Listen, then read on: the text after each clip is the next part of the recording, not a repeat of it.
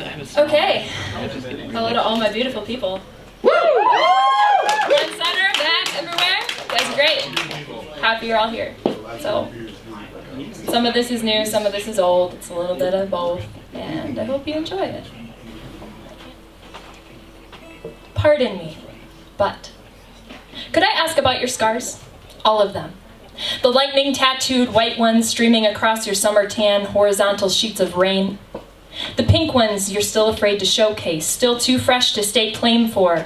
The J-shaped one on your elbow, like a fish hook that the ground kissed you with when you were 3. The hardness of life has always tried to catch up to you. What about the long, jagged one, stapled and stitched fingerprints from when you ran out of breath?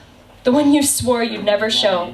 The one you've been saving pennies for in exchange for a cover-up. The one that you always said that you'd cover up, but don't. The one that you'd let the skin grow back around. The one that you fought with. The one that you've caressed in pain. The one that shaped your name in fear. The one that tells the story of why you're still here. Do you mind if I pull up a chair? If only for a moment. Slide back my own sleeves and see if our chapters cross paths, if I could help you and if you could help me. I know you haven't reached your ending. Let's see what tomorrow holds together.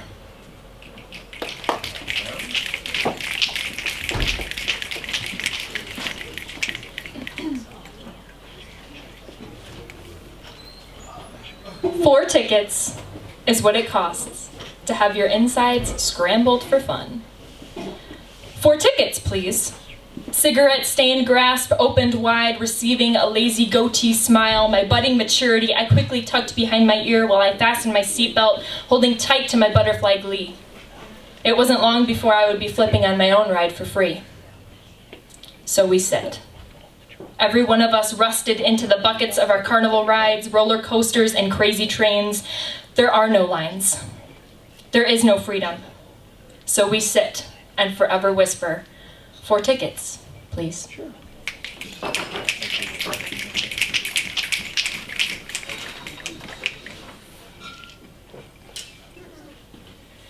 Your tape measure is a whip. To my waist you make me sip on water only. Food I skip to make you happy. Pains rip through my heart. I'll never slip into a small with these hips. Life falls, pounds strip as I starve for perfection. Just out of my grip. Oh! Ow! Good.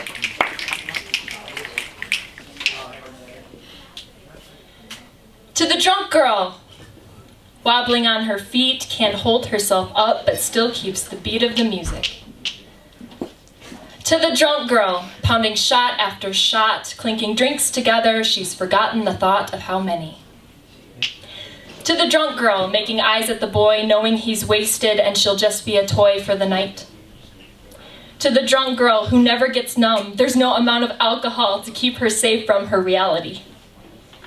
To the drunk girl I see sitting there, puking her life up while I hold her hair, I'm here. See, I've been that drunk girl more than a time or two, and how I've always wished for someone to see me too. Woo! Woo! Repeat, call it, go in. And speaking of repeat, this one I can't stop repeating, because I feel like there's always somebody here. It's always different. There's always somebody who needs to hear this poem, and I'll never stop. Get it. When I jot down my daily list titled Reasons Not to Kill Myself, no. Reasons why I'm thankful I'm still alive. The most important part of the entire exercise is simply this, number 1. Because if I can write down that number with subconscious expectation that a reason will follow, it's worth staying. I promise you, it's worth staying.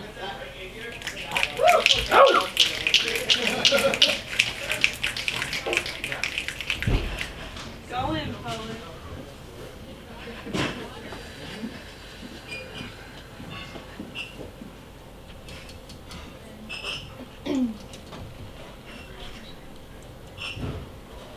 When I think of anniversary, I think of champagne toasts and velvet memories, freeze-dried flowers, laughter, so many candles, so many pictures, so much life. I also think of you today, on this 1-year anniversary. I smooth the wrinkled ticket in my pocket and travel back into time, back to a crisp June farmer's market morning. Blueberry donuts and dahlias, hot pavement and maple syrupy smiles on everyone except me. Pain. Unexplained, even though I knew I could explain it, but I just didn't want to. I focused on the tomatoes. I focused on my grandmother's shopping. I focused on the breeze that bit into my skin and the sweatshirt my friend let me borrow. I focused on anything except my situation and the fact that I had already lost so much I couldn't bear to lose anything more. I drove home, which is a false statement in and of itself because a rundown, single-wide, in the middle of nowhere with insults as wallpaper and negative energy fueling the electric bill is not home. Living in fear of his truck in my driveway, his voice as it furrows into my ears, my skin, the lies, the deception, the abuse. Yes, the abuse. It is not home, but it is all I knew as my own and it is all I had left. I was in survivor mode. I didn't know myself. I didn't know my life. I didn't know the face that stared back into the mirror with hollowed cheeks that were simply hungry for stability and love and for someone to say, I see you. I'm here. I care. The 3-hour nap that should have lasted an entire day because of all the sleep that I missed because I was afraid. The blood, the blood, the blood. It was only a few drops, but the blood, the dread, my heart filling with lead and dropping to my toes, scraping every fiber of emotion to the floor with it. Everything was still autopilot. Everything was still a daze, a zone. All I felt was alone, and I prayed that I wasn't alone in this body, that the heartbeat that I carried still mimicked my own, and that I'd be able to bring forth my baby and come out okay. The drive. The long drive that wouldn't seem to shorten, even though I went 90 the whole way there. No, I don't want my mother. I just want to be okay. I just want this nightmare to capsize and for someone to shake me awake in bed and feel feet kick up into my ribcage and remind me of my purpose here. The nurses. Their doe-eyed, useless gaze of knowing that they could not help me. Taking my blood pressure doesn't help right now. A hospital gown doesn't help right now. A warm blanket doesn't help right now. Please, give me what I need to hear. Please, tell me everything's going to be okay. Please, tell me he's going to be okay. The squeaky wheel on the hospital bed. I swam down the hallway to the ultrasound. There was no hand to hold, to squeeze through the pain and through the unknown and through the fear and through the tears that began to fall when I saw what you had become. I had seen you just a few short weeks ago and you were so strong. You were so alive and so full of promise, but as I gathered up the courage to look into the nurse's eyes, she finally gave me closure. It's just the wrong kind.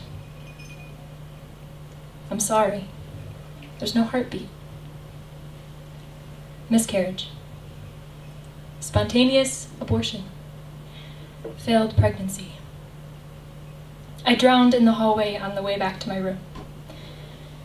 A part of me died with you there.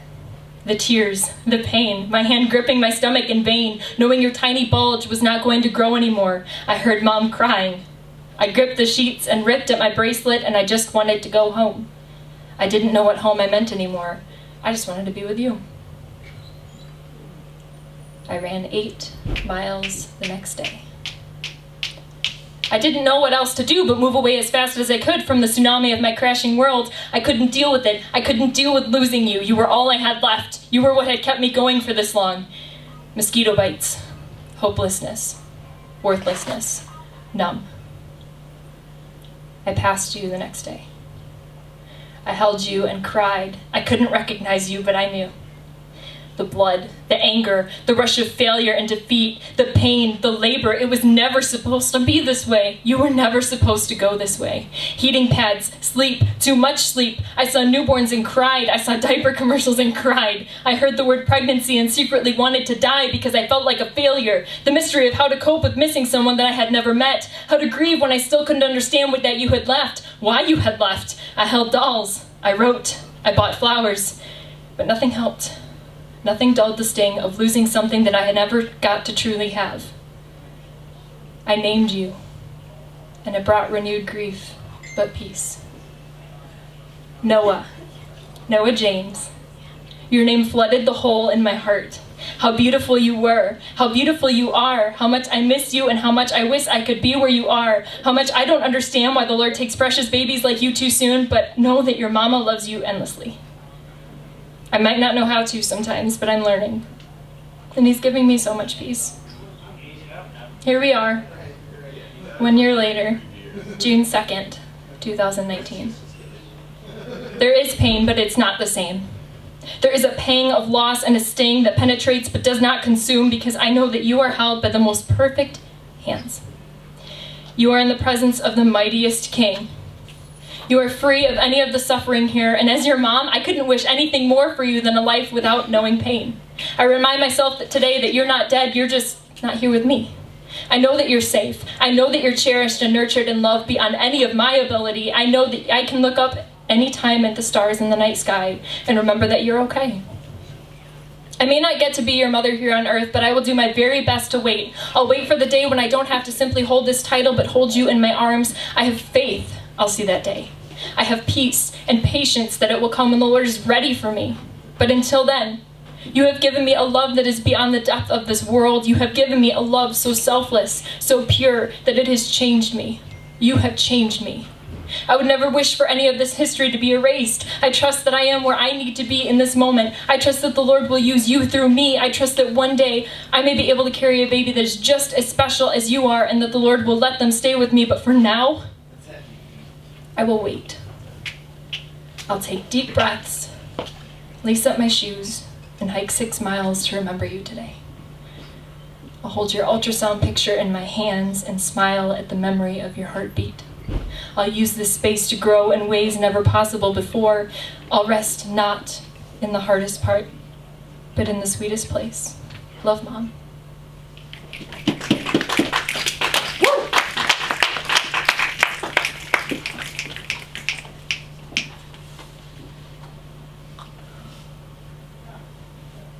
Last one, sorry. I moved back into my parents' house last June. It's been over 1 year of safety. Yet as I dug through my closet this morning for something to wear, I found an old sweater. I couldn't smell my old house until I got to work, and by then it was too late to change. Now, many of you will immediately scoff and say that I have way too many clothes for me to still have a sweater that I haven't washed or worn in over a year, and I would say you're right. But it's black. Long sleeve with lots of gold sparkles woven through its crocheted threading. Flexible, smooth, soft. I remember why I never donated it. It still fits, but it wears differently on my skin now. My ribs don't use the eye-catching fabric to highlight their existence. My collarbones say hello, but refrain from endless conversation. But the smell. I turn my head to my shoulder and sniff and remember the mango laundry detergent I used to douse into the washing machine. I thought I was pretty good at adulting when I bought fabric softener for the first time. I can smell my budding maturity, my married independence, my false sense of safety. I can still smell the fear. I can almost feel the hurried creases I made folding laundry on the floor. I used to hate that chore, but it became therapeutic. It was the only thing that I could make an effort to cleanse, and it would actually listen to me. I find myself looking for black or golden dog hairs. I find myself double-checking to see if it smells like him at all, and I find that it does not. I am not disappointed. This is a victory in of itself. I find myself anxious over the fact that eventually I will have found and washed all of the clothes that were in that house, and this smell, this memory, will be erased. For a moment, I don't know if I'm ready to let it go. It's like a tripwire flashback, one whiff of movement, and my past comes crashing like an explosion, good and bad. And I understand now that I can't separate the light from the dark, the clean from the dirty. I have to wash it all. I shake, but I stand, and I think I can donate more memories now. I think, oh dear, I really think I could wash a lot more from my mind than just this sweater. I think I'll buy new fabric softener. I think I'm ready to move on. Thank you. Woo! Thank you very much.